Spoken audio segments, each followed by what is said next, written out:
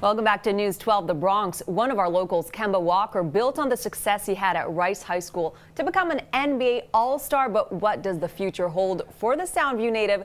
News 12 The Bronx reporter Kurt Semder has the details.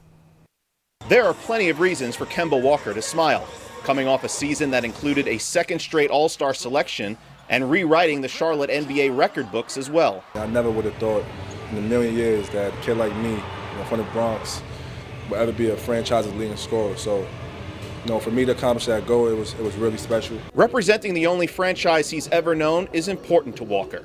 And this past winter, when his name was brought up in trade rumors for the first time in his career, I was just on edge. I didn't know how to take it. I mean, like I said, it was my first time. So, but I got over it.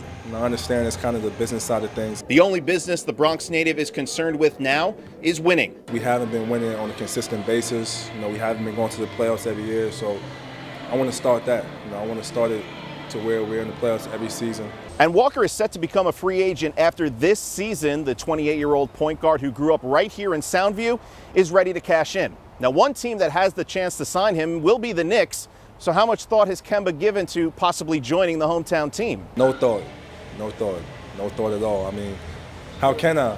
I play for the Charlotte Hornets, so as long as I'm a Hornet, I'm not giving a thought about playing with any other teams. We'll see if he has a change of heart next summer. In Soundview, Kurt Semder, News 12 The Bronx. All right, hyperlocal weather with Mike Rizzo. Mike, there was some sunshine on my way here, but I understand that is going to change. It's already changing. Aye. Yeah, it's not terrible. Come on, not bad. It's all right. Got a couple of high thin clouds here. It looks like an altocumulus variety of cloud. That's just a high puffy cloud in the sky, if I'm not mistaken.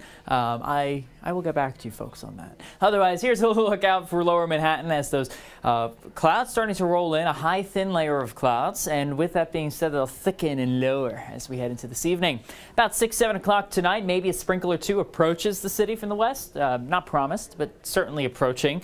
And we will see rain showers on and off overnight. You notice this here. This is about midnight here tonight. You can see those showers kind of flicking on through the city, and then by tomorrow morning we'll wake up a little damp and wet. So please have the umbrellas for tomorrow morning. You probably won't need it per se if you're going out for the commute. You will have some sprinkles in the area, and the ground will be a little wet too from the overnight rain. But by the mid-morning, late morning, you'll see some breaks of sun that will maybe spark a thunderstorm for the mid-afternoon. It's not going to be an all-out terrible day. I think it'll be more of a decent day than it would be a bad day. But with the showers expected for the midday on Wednesday, we can expect maybe a boom or two scattered across the tri-state area. For it to hit the Bronx, you'll be lucky because it's a hit or miss kind of situation. So things get much better going into Wednesday night and actually clears out going into Thursday. Thursday looks wonderful. Look at this, folks. 80 degrees on Thursday. Friday, 83. A lot of sunshine continues into the weekend.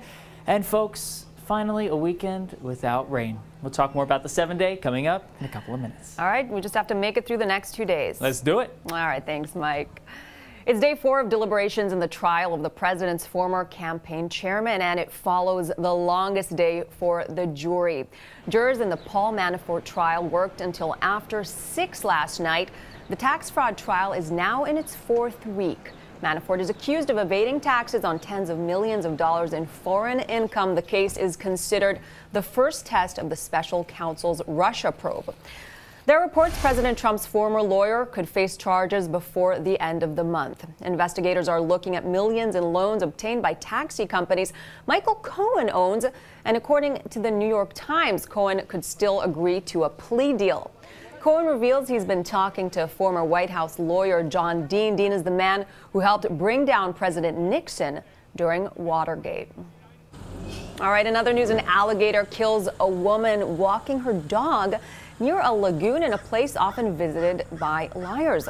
Hilton Head Island in South Carolina. Police saying the 45-year-old victim was trying to protect her dog from the attack when the alligator dragged her underwater yesterday. The dog was not hurt. The gator was later found and killed. We're learning a little more this afternoon about the Trump administration's plan to roll back former President Obama's coal emission standards. The Environmental Protection Agency says states will be given guidelines for setting performance standards for existing coal-fired power plants. The administration will also let states relax pollution rules for power plants that need upgrades. President Trump is expected to promote the new policy during a trip this evening to Charleston, West Virginia. Now, several states around the country aim to permanently stop the release of 3D printed gun plans. A federal judge in Seattle is set to hear arguments today on whether to block the Texas company from releasing the plans online. So far, 19 states have issued a restraining order to stop this process. Meanwhile, the last known Nazi in the U.S. has been deported back to Germany. The White House says a 95-year-old former Nazi concentration camp guard, Jakiv Palij, has been deported 14 years after a judge ordered his expulsion. Palij hid his involvement at the Trawniki camp in Nazi-occupied Poland and gained entry to the U.S. by claiming he was a farmer and factory worker. All right, in other news, Russian attempts to hack the U.S. Senate and conservative groups were allegedly stopped last week. Microsoft says it executed a court order which gave it control of websites developed by a group known as Fancy Bears.